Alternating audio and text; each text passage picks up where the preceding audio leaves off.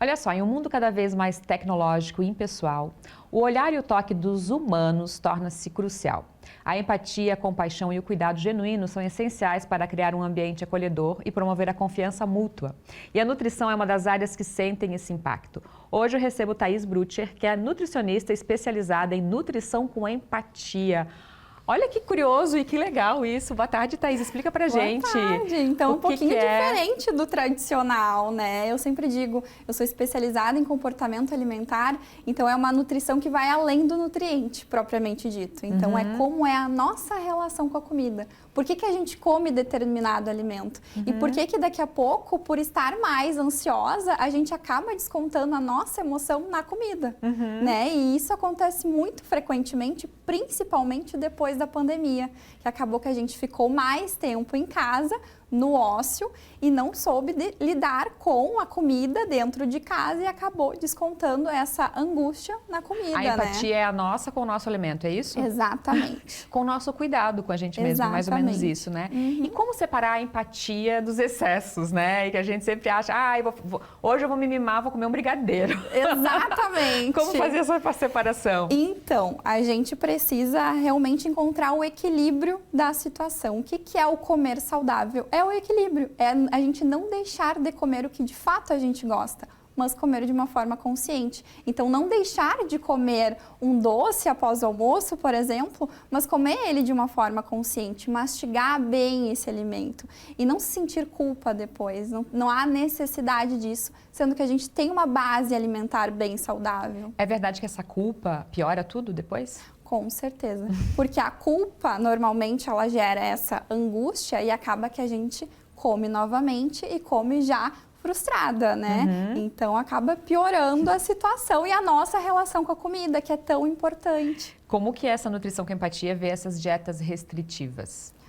Ai, chega a dar uma dor no coração. Por quê, né? O que eu sempre falo para os meus pacientes, inclusive, por que eu não prescrevo dieta? Porque a dieta, muitas vezes, ela possui início, meio e fim.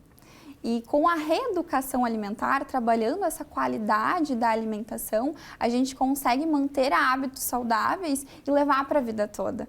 Então, a gente não precisa viver em restrição, até porque a dieta, ela acaba sendo um ciclo vicioso. Então, a gente inicia a dieta, ela possui início, meio e fim. Aí, no fim, a gente volta a comer como a gente comia antes e, normalmente, acontece o efeito sanfona. Thaís, quando você fala, né, de não fazer seguir uma dieta fixa, né, alguma coisa assim, hoje tem muitos modismos também, além das dietas restritivas, né? Não se come glúten, não se toma leite, mas a gente sabe que esses alimentos são inflamatórios. Tem a ver com o excesso mesmo ou... E alguns alimentos, no caso das suas indicações, deveriam ser banidos? Eu sempre digo, na nutrição, tudo depende. A gente não pode falar nada pensando no coletivo, né? Então, muito depende do paciente. Tem paciente que é mais sensível ao glúten, ao leite, por exemplo. Então, a gente não consegue dar uma resposta ampla. A gente tem que olhar de acordo com o paciente mesmo. Então, isso é muito relativo, né? Mas eu sempre digo, no geral, se tu é uma pessoa saudável, se não tem nenhum alimento que te faça mal, é bom a gente encontrar o equilíbrio e comer um pouquinho de tudo e não se restringir ao glúten, ao leite, pensando em emagrecimento, por exemplo. Quando a gente fala de nutrição, nutricionista, muita gente quer correr porque acha que a nutricionista é uma bruxa má que vai tirar, não vai deixar você comer nada. E também pensamos muito na ditadura, queremos dizer assim ou não, querer dizer ou não, da magreza. Sim. Né? E aí eu falava até com a Thaís aqui no intervalo, como é que eu ia fazer essa pergunta, elaborar para ela. A pessoa não precisa ser magra para ser saudável, né? Não. Porque existem vários padrões de corpos, né? Com certeza. Tem as pessoas mais cheinhas, tem pessoas grandes mesmo, né? Mas aí tem o tal do IMC. Mas existem pessoas que são maiores, mais cheinhas e são saudáveis.